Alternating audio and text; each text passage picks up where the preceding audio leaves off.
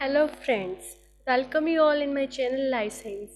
I am Neha Lohach and आज हम इस वाले वीडियो में करेंगे जूलॉजी का एक टॉपिक होता है एनालिडा, एक पूरी फाइलम है उसको पढ़ेंगे। ओके, हम स्टार्ट करते हैं एनालिड्स से। एनालिड्स जो टर्म है वो निकली है दो वर्ड से, कॉम्बिनेशन से। एनालिस मतलब ड्रिंक एंड इडोज मतलब फॉर्म। ओके, ये टर्म किसने दी थी? लेमार्क ने दी थी। कई बार 1 मार्क्स क्वेश्चन आ जाता है, ये टर्म किसने दी थी? लेमार्क ने दी थी। नीट वगैरह में भी देखने को मिले ऐसे क्वेश्चंस, और अगर आप ग्रेजुएशन लेवल पे तो मे बी 1 मार्क्स क्वेश्चन आपको यहाँ से आ सकता है। अब आपको पता होगा कि अगर नहीं पता तो हम डिस्कस कर रहे हैं अभी, आपने 9th में शायद पढ़ा भी हुई टॉपिक। किसी भी एनिमल को, प्लांट का, कोई भी लिविंग ऑर्गेनिज्म है उसको साइंटिफिकली एक पूरा एक क्लासिफाई किया जाता है कि ये चीज़ है, ये चीज़ है, एनिमल है, ये प्लांट है, ये फंगाई है, ये प्रोटिस्ट है या फिर ये मोनेरा है। ओके, तो उसको किसके बेसिस पे करते हैं? टैक्सोनॉमिकल हायरार्ची के बेसिस के ऊपर करते हैं। अब टैक्सोनॉमिकल हायरार्ची है क्या? टैक्सोनॉमिकल हायरार्ची में क्या होता है? कैसे kingdom, phylum, class, order, family, genus. Okay, इसका शॉर्ट टर्म क्या होगी याद करने की? KP CO GF। इसका फुल फॉर्म अब मैंने किस तरीके से याद कर रखा है वो बता रही हूँ मैं। KP का जो ग्रैंडफादर है वो क्या है? CO है। ओके, या आप बोल सकते हो KP CO और उसकी गर्लफ्रेंड भी है। ओके, ये दोनों में से कौन सा जो आपको सुटेबल लगे वो कर सकते हो। इसको हमने बोल दिया, क्या बोल दिया हमने? इसको हायरार्ची बोलते हैं, टैक्सोनॉमिकल हायरार्ची। इसके अकॉर्डिंग ही किसी भी ऑर्गेनिज्म की क्लासिफिकेशन की जाती है। जैसे हम फादर, ग्रैंडफादर वगैरह इनको बताते हैं हमारी फैमिली है, उसी तरीके से ऐसे क्लासिफाई करते हैं हम साइंटिफिकली किसी भी ऑर्गेनिज्म को। एनालिडा जो है ये फ्लाइलम है। ओके, और जो इसका हमने बताया आपको भी थोड़ी देर पहले कि टर्म दी थी लेमार्क ने। ओके, अब हम आगे एक्सीड करते हैं। जो एनालिड्स होते हैं ना, ये किसको रिजेंबल करते हैं? ये रिजेंबल करते हैं अर्थ्रोपोड्स को भी और मोलस्क को भी। अब देखते हैं अर्थ्रोपोड को किस बेसिस पे भाई ये कर रहे हैं। तो ये अर्थ्रोपोड्स को तो रिजेंबल करते हैं, इनके स्केलेटन वगैरह देखिए ना, जब इनका मतलब नर्वस सिस्टम जो है, तो ये जो इनका नर्वस सिस्टम है वो काफ़ी सिमिलर है अर्थ्रोपोड से। ठीक है, और मोलस्क से भी ये रिजेंबल कर रहे हैं कहीं ना कहीं। तो कहाँ रिजेंबल कर रहे हैं? ये कर रहे हैं उनकी एम्ब्रियोलॉजी में। जब एक छोटा सा सेल था वो जाइगोट बना, ब्लास्टोला, गास्टोला एंड सो ऑन, तो वो पूरा कैसे बन रहा है ना, तो काफ़ी सिमिलरिटीज़ देखने को मिलती है। इसलिए हम इनको बोल सकते हैं कि इन दोनों से भी रिजेंबल करता है। इसकी टोटल कितनी स्पीशीज़ नोन है? 8700 लिविंग स्पीशीज़ इसकी नोन है अभी तक इतनी है। आगे हो सकता है और भी मिल जाए। Okay, now we go further. It is the organism which have first true coelomate.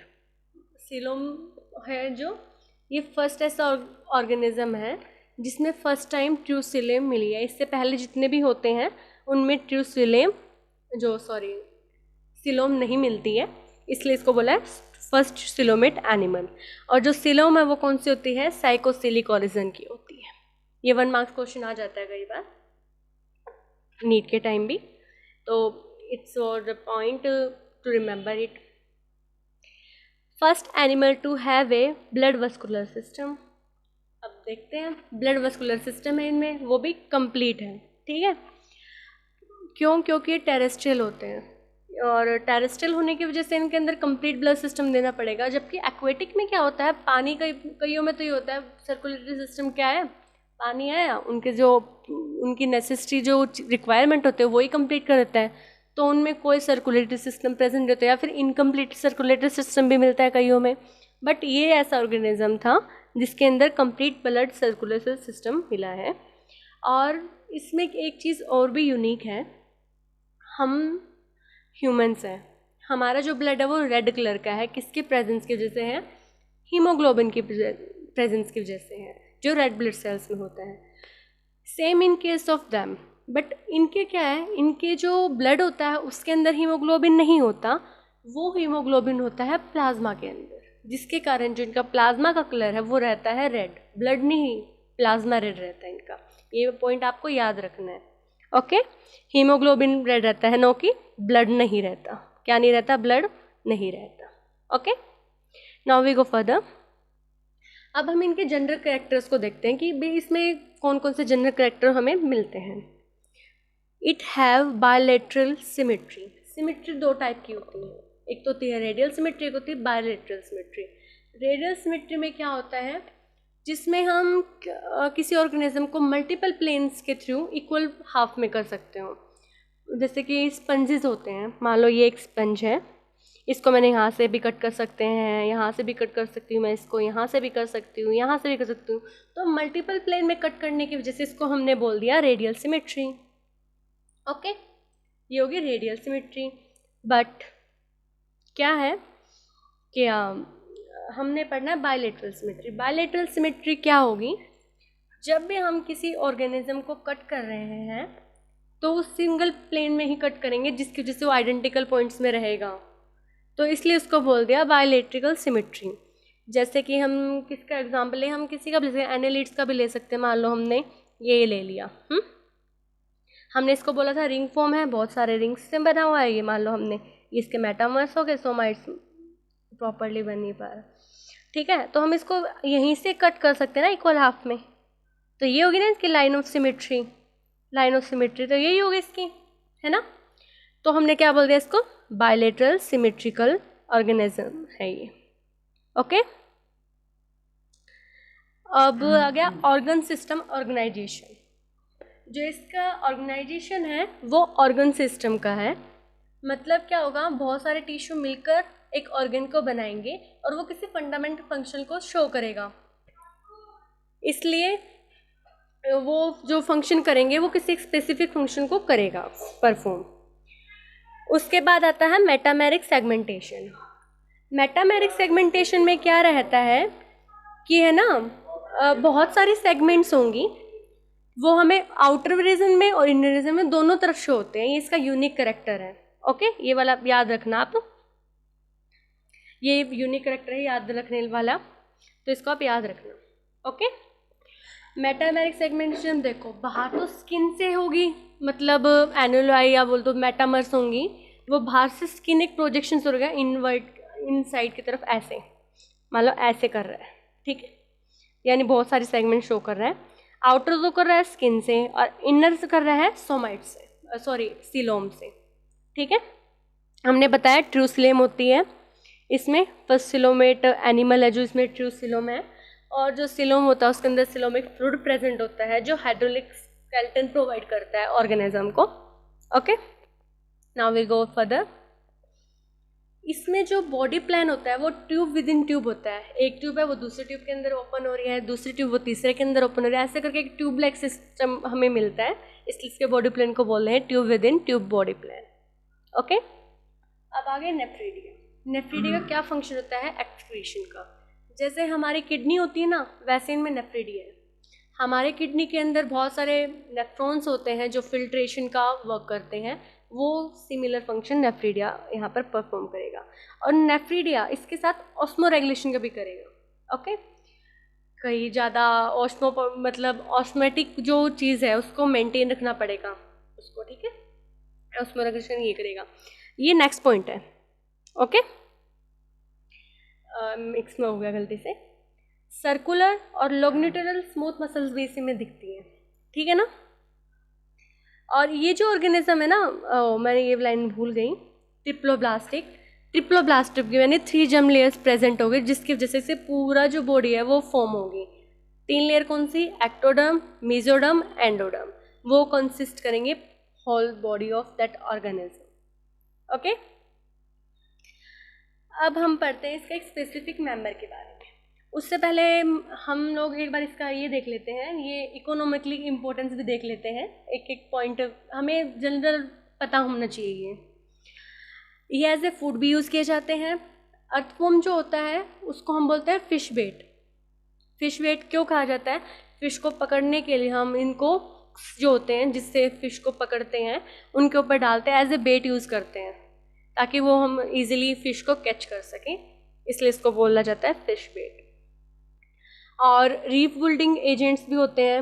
Reef जो होते हैं, ये रीफ जो होते हैं ऑर्गेनिजम्स होते हैं, बहुत इकोनॉमिकली इम्पोर्टेंट होते हैं ये, ओके। और मेडिसिन्स में भी यूज किया जाता है कुछ को। अर्थवॉर्म हो गया, लीच हो गया। लीच में जो होता है ना उसमें एक स्पेसिफिकली कुछ होता है, क्या होता है वो, हाँ, एंटी कोगुलेंट वो होता है इसमें, मटेरियल कुछ होता है वो हेल्प करता है उसको, ठीक है। और ये हार्मफुल भी हो सकते हैं। और हाँ, अर्थवॉर्म का एक फंक्शन और भी होता है, इसको फार्मर्स फ्रेंड भी कहते हैं। क्यों कहते हैं? क्योंकि ये बर्रोइंग एनिमल है, यानी जो बर्रो बनाकर रहता है, फोजल एनिमल है, जिसकी वजह से सरफेस जो होती है, सोयल सरफेस, उसके अंदर मल्टीपल होल्स मिलेंगे और उसमें एरिएशन होगा जिससे प्लांट को एयर मिल जाएगी और वाटर होल्डिंग, मतलब वाटर भी फिल हो सकता है उसमें, वाटर होल्डिंग कैपेसिटी भी इंक्रीज कर रहा है, इसलिए इसको फार्मर फ्रेंड भी कहेंगे क्योंकि फार्मर को प्रॉफिट हो रहा है इसकी वजह से। ये हार्मफुल भी हो सकते हैं, जैसे लीच हो गया, वो सकिंग ब्लड को सक करके रहता है, सैग्रीवोरस एनिमल है, तो इसका ये हार्मफुल इफेक्ट हो गया। और अर्थवॉर्म का भी हो सकता है क्योंकि कई बार ये सोयल इरोजन का भी रीज़न बन सकता है। अगर मान लो ज़्यादा अर्थवॉर्म प्रेजेंट है तो बहुत ज़्यादा हो लोगे, सोयल बहुत ज़्यादा लूज होगी और वैसे ही घूम रही है तो सोयल इरोजन का वो भी हो सकता है। अब हम इसका टाइप स्टडी करेंगे जिसमें हम पढ़ेंगे अर्थवॉर्म के जनरल कैरेक्टर्स के बारे में, ओके। अर्थवॉर्म का साइंटिफिक नेम है फेरिटेमा पोस्टिट्यूमा। ये इसका जीनस है और ये इसका स्पीशीज़ है, ये इसकी स्पीशीज़ है, ठीक है। अब हम देखते हैं इसके सिस्टमेटिक पोजीशन को। फाइलम है एनेलिडा, जैसे हमने स्टार्टिंग में ही बताया, फाइलम इसका है Annelida, okay. Ring like grooves present होगी जिनको हम बोलते हैं सोमाइट्स, वो अरेंज करके पूरे बॉडी को फॉर्मेशन करेंगे, इसलिए हमने इसको बोला है एनेलिडा। क्लास है ओलिगोसीटी। इसका जो ओलिगोसीटी क्या हो गया, सीटीज प्रेजेंट होती हैं इसके अंदर, मतलब इट वॉज दैट ऑर्गन, या बोल सकते हैं कुछ ऐसे प्रोजेक्शंस होंगी बॉडी पर जिसको लोकोमेशन में हेल्प देंगी, उनको बोलते हैं सीटा। वो कुछ प्रेजेंट होता है इसलिए ओलिगो बोल दिया। फिर है टेरिकोला, इसका ऑर्डर, टेरिकोला मतलब टेरेस्टाइल रहता है इसलिए हमने इसको टेरिसिकोला बोल दिया। फिर आ गया मेगास्कोलोरिसीडिया, ठीक है। इसका मतलब क्या है, जो मेल गोनोपोर्स होंगे ना, मेल गोनोपोर यानी मेल्स का जो पार्ट हो गया वो उसके पीछे की तरफ प्रेजेंट होंगे और जो फीमेल का होगा वो आगे की तरफ होंगे, ओके। जीनस फेरिटेमा हो गया और देन आ गया स्पीशीज, दैट इज पोस्टिट्यूमा, ठीक है। अब हम आगे इसके जनरल कैरेक्टर देखते हैं। हाँ, अर्थवॉर्म, इसको फिशिंग वॉर्म भी कहा जाता है क्योंकि रेन का चलता है, और इसको रेन वॉर्म भी कहा जाता है। क्यों कहा जाता है इसको रेन वॉर्म? क्योंकि रेनी सीजन में मैक्सिमम देखने को मिलता है। एज आई टॉल्ड यू कि एक फ्रोजल एनिमल है, मिट्टी के अंदर रहता है और उसके अंदर अपना बर्रो बनाकर रहता है, तो पानी भर जाने के कारण रेन में वो बाहर निकलता है और हमें इसीलिए वहाँ पर उसी टाइम विजिबल होता है, इसलिए इसको रेन वॉर्म भी कहा जाता है। अब हम इसके देखते हैं हैबिटेट को, ठीक है। बाकी इसकी 13 स्पीशीज होती हैं टोटल अर्थवॉर्म की। मोस्ट कॉमन इंडिया में है फेरिटेमा पोस्टिट्यूमा, इसलिए हम इसको पढ़ेंगे आज। अर्थवॉर्म का हैबिटेट, ये टेरेस्ट्रियल है मतलब धरती के ऊपर रहता है, और कॉस्मोपॉलिडियन, कॉस्मोपॉलिडियन यानी किसी भी जगह मिल सकता है, एवरीवेयर ऑन अर्थ, कहीं भी मिल सकता है, इसलिए इसको बोल दिया कॉस्मोपॉलिडियन। नॉक्टर्नल यानी रात को एक्टिव रहने वाला एनिमल है, ठीक है। ड्यूरिनल को बोलेंगे डे एक्टिव, नॉक्टर्नल को बोलेंगे नाइट में एक्टिव रहने वाला। फोजरल यानी मिट्टी के अंदर रहता है, बर्रो बनाकर रहता है, इसलिए उसको फोजरल एनिमल बोल दिया।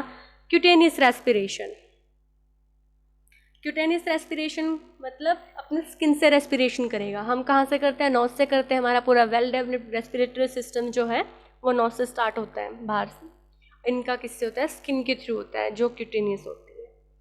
हर्माफ्रोडाइट या बोले बाइसेक्सुअल, ये जो ऑर्गेनिज्म है ये बाइसेक्सुअल है, मतलब मेल एंड फीमेल दोनों ऑर्गन इसमें प्रेजेंट है। बट जनरली ये क्या देखने को मिलता है, ये हमेशा ही क्रॉस पॉलिनेशन मतलब क्रॉस फर्टिलाइजेशन होता है इसमें। क्यों होता है? क्योंकि इसमें होता है प्रोटोएंड्रस, इसमें प्रोटैंड्रस कंडीशन होती है। प्रोटैंड्रस कंडीशन क्या होती है, जिसमें मेल जो होता है ना वो पहले मैच्योर हो जाता है फीमेल से, इसलिए हमने बोल दिया प्रोटोएंड्रस, ठीक है। और जो इसमें फर्टिलाइजेशन रहता है वो एक्सटर्नल रहता है। हमारा कौन सा होता है, इंटरनल होता है, ह्यूमन स्पर्म में एक्सटर्नल रहेगा, भारी फर्टिलाइजेशन होगा, और ठीक है। और डेवलपमेंट क्या होगी इसमें, डायरेक्ट होगी। दो तरह की डेवलपमेंट होती है, इनडायरेक्ट और डायरेक्ट। डायरेक्ट डेवलपमेंट वो होती है जिसमें लार्वल फॉर्म प्रेजेंट हो, मतलब पहले बेबी मतलब एग होगा, एग से कोई लार्वा बनेगा जैसे फ्रॉग हो गया, और उसके बाद हमें मिलता है अडल्ट।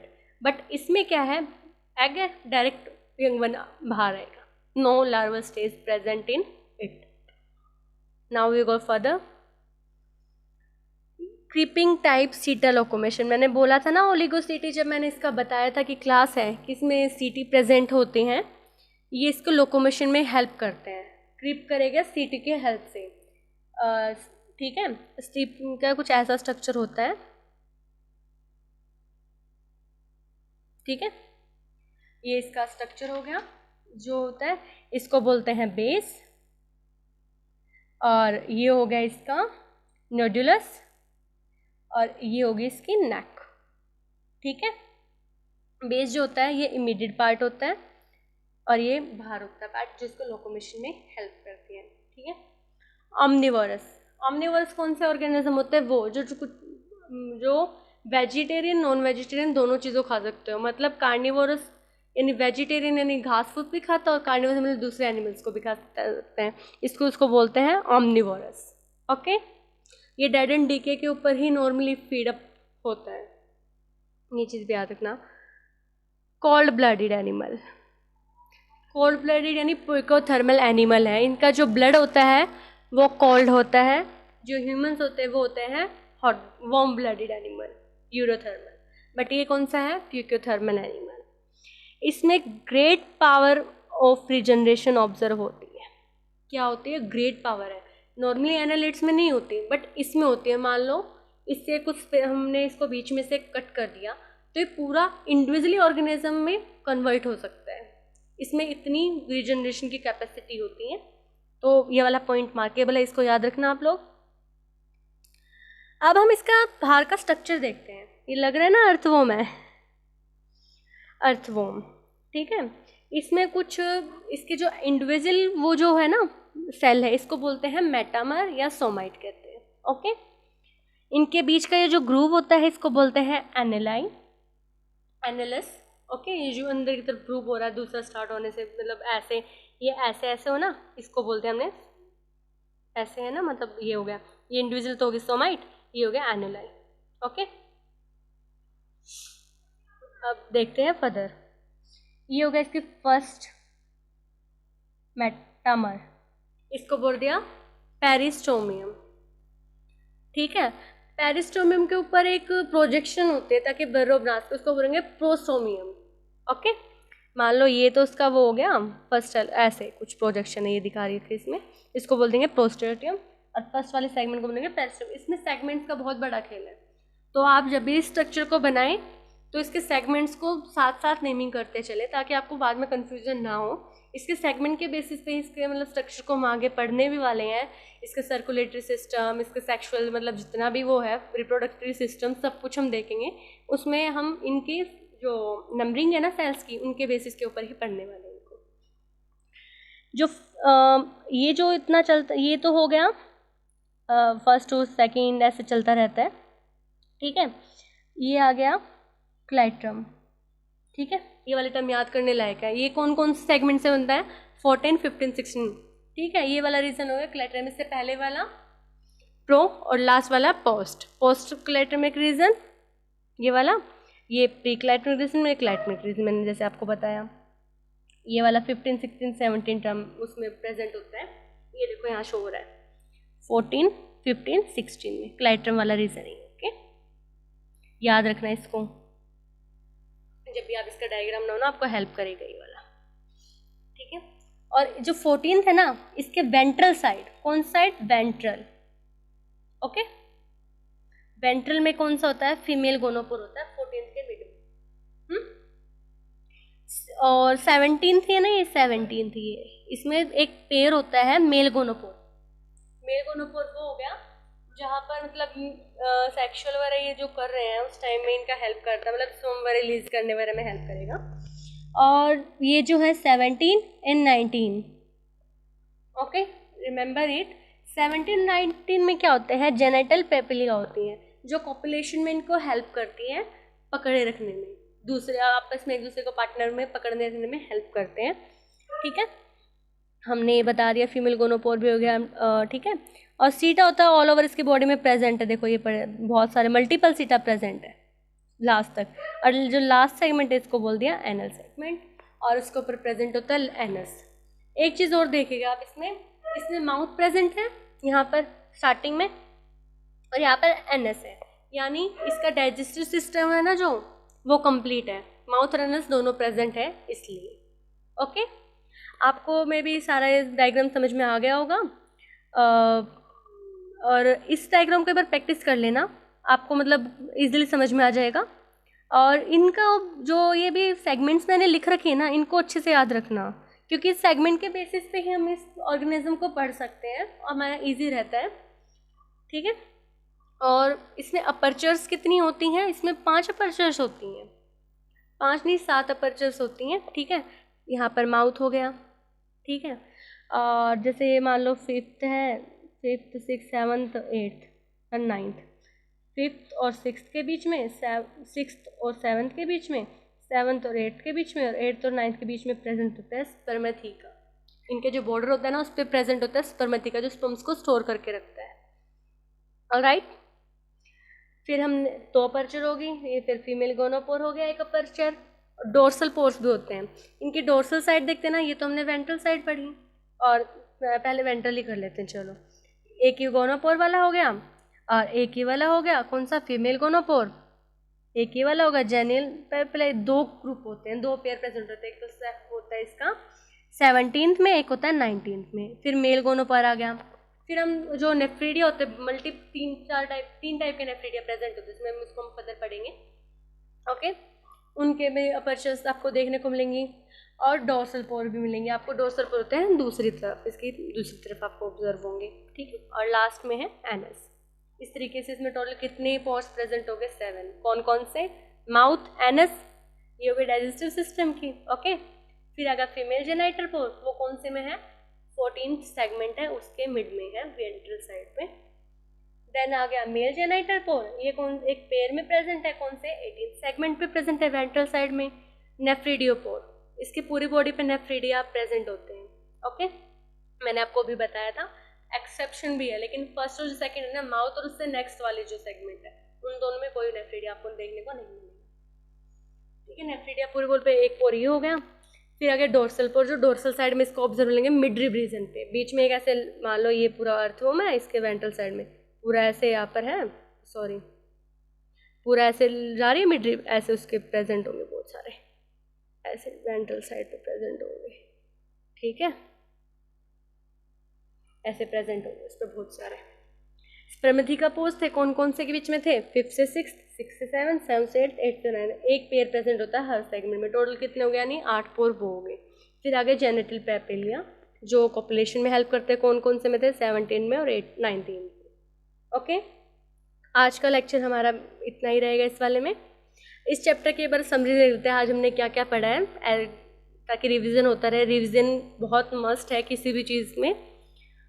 तो आज हमने क्या क्या पढ़ा, एनेलिडा पढ़ा, ये टर्म किसने दी थी, लेमार्क ने दी थी। उसके जनरल कैरेक्टर्स पढ़े हमने।